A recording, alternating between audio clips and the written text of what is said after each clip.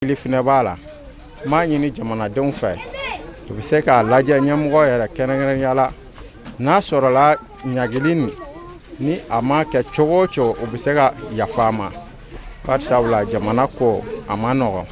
a bɛ se ka na ni fitinɛ caman b'a kɔnɔ ka ɲɛsin jamanadenw ma a ka minɛli bɛ se ka kɛ tiɲɛ don mais n'a nana se yɔrɔ dɔ ma o fana bɛ se ka kɛ fitinɛ ye parce que mɔgɔ min don adamaden dɔw fana de b'a kɔ donc sariya ka boli a bolicogo la maa si se ka sariya violé sariya sigila adamadenw de ye surtout an ouvrier yɛrɛ bagama bɛ k'an ma waati sanga ni waati bɛɛ lajɛlen na dɔw bɛ se ka baga i ma mais a bɛ taa ɲɛ foyi tɛ sɔrɔ a la parce que se t'i ye an kɔni bɛ o de fɔ jamanadenw ye u k'a dɔn adamaden i mana kɛ cogo o cogo i bɛ fili dɔ kɛ mais ni fili kɔsɛbɛ i bɛ fili la n'u bɛ se ka yafa ma k'a to yen alihamudulilayi n'u fana y'a ye k'a fɔ ko problème bɛ cogoya min na a ka gɛlɛn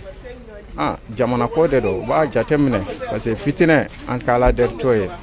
an kɔni b'o fɔ waramatulayi salamu aleykum waramatulayi taala wa barakatu.